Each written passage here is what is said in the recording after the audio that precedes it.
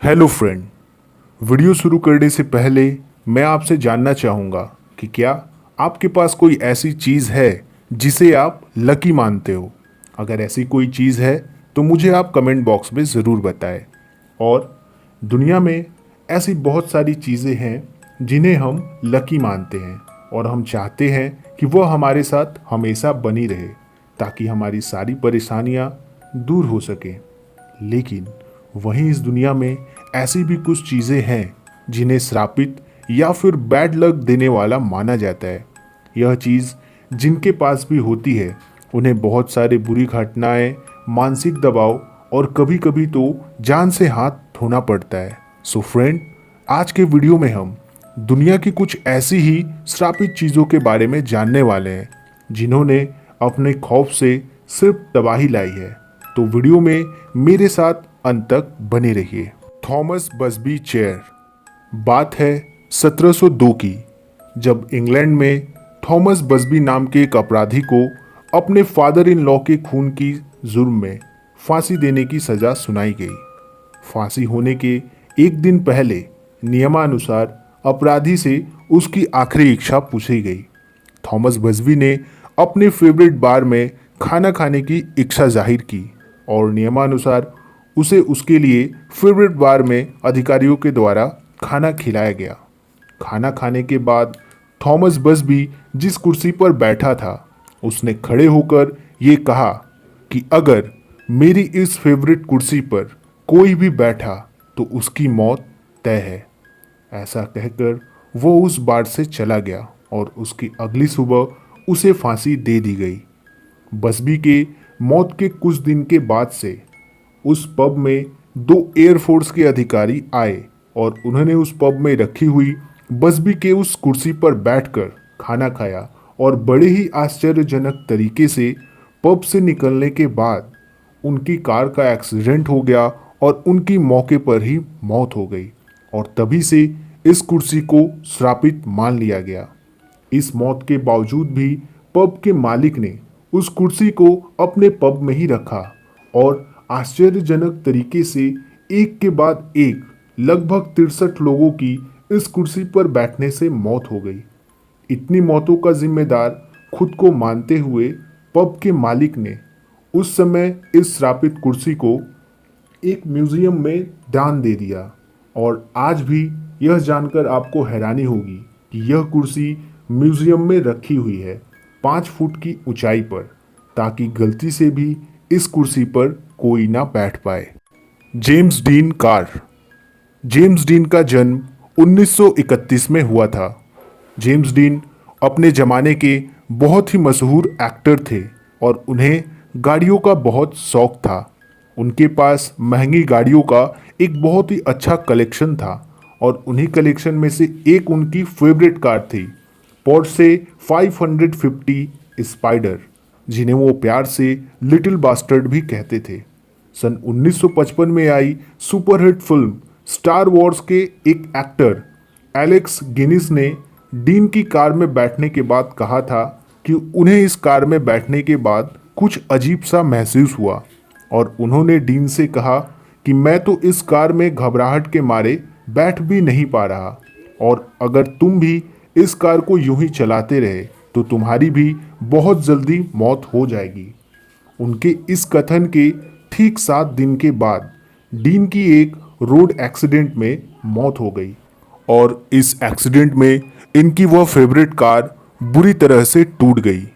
इस घटना के कुछ दिन के बाद जॉर्ज बेरिस नाम के एक मैकेनिक ने इस गाड़ी को अपने लिए खरीदा और एक दिन वह इस कार को जब अपनी गैरेज में ठीक कर रहा था तो उसी समय अकस्मात यह कार इसके पैरों पर आ गिरी और इसके दोनों पैर टूट गए। इस टूटी हुई कार के इंजन को ट्रॉय मैक हेनरी और ट्रांसमिशन को विलियम एसेस नाम के 2 व्यक्तियों को बेचा गया और फिर एक रेस के दौरान इन दोनों व्यक्तियों के कारों का एक्सीडेंट हो गया, जिनमें से ट्रॉय मैक हेनरी की मौके पर मौत हो गई और विलियम एसेस इस दुर्घटना में मरते मरते बचे। कहा जाता है कि जिन भी लोगों को इस कार या फिर इसके किसी भी पार्ट को अपने पास रखा उनकी मौत हो गई ऐसा लोग कहते हैं कि इस कार में बुरी आत्माओं का साया था, जिसके कारण यह कार श्रापित हो गई थी।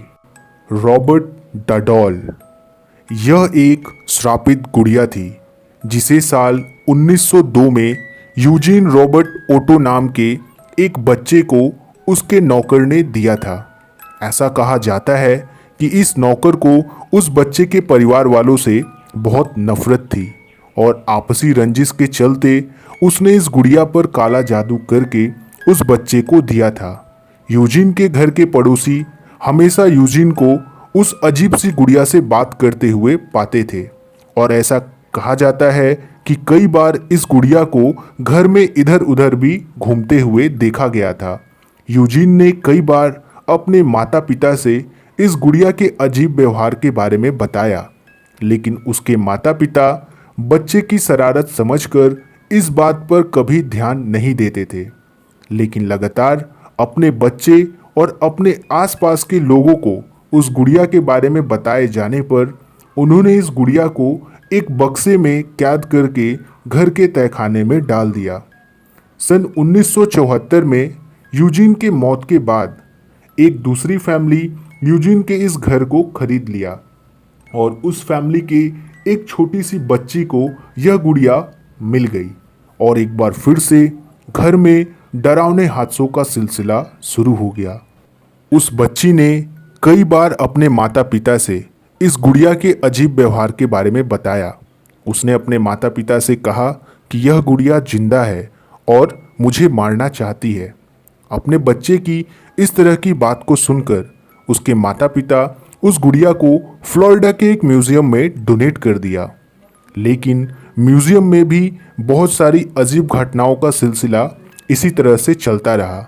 आज भी यह गुड़िया जहां रखी हुई है वहां पर डू नॉट टच का साइन बोर्ड लगा हुआ है।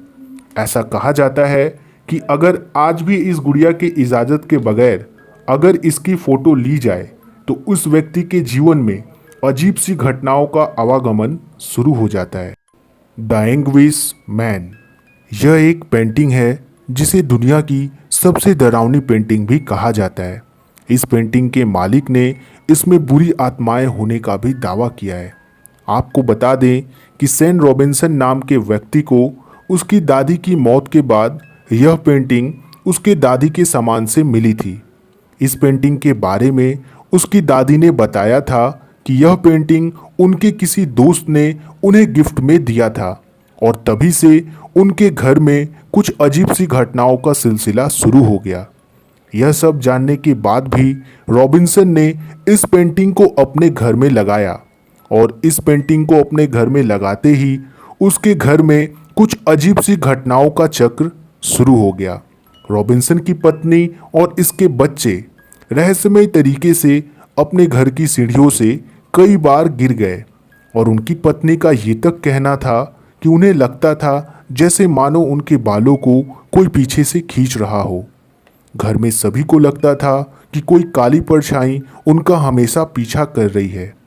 अपने परिवार के साथ यह सब घटना देखकर रॉबिन्सन घबरा गए और उन्होंने इस पेंटिंग को येमन और जॉन ब्लैकमैन नाम के दो पैरानॉर्मल एक्सपर्ट को इस पेंटिंग को दे दिया। इस पेंटिंग पर जब उन्होंने रिसर्च करना शुरू किया तो उन्होंने काफ़ी चौंका देने वाले नतीजे मिले।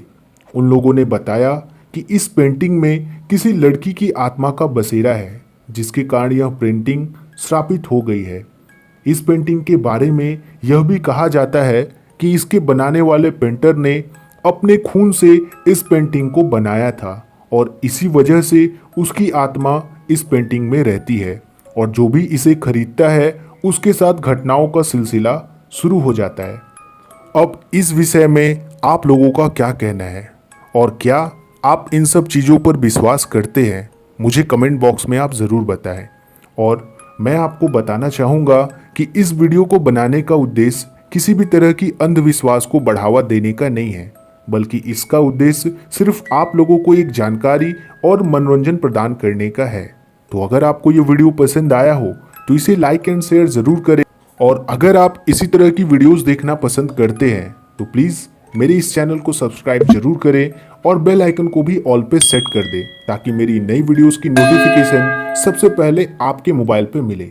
तो चलिए मिलते हैं किसी और इंटरेस्टिंग एंड इन्फॉर्मेटिव वीडियो में। तब तक अपना ख्याल रखिए और वीडियो को यहाँ तक देखने के लिए आपका बहुत बहुत धन्यवाद।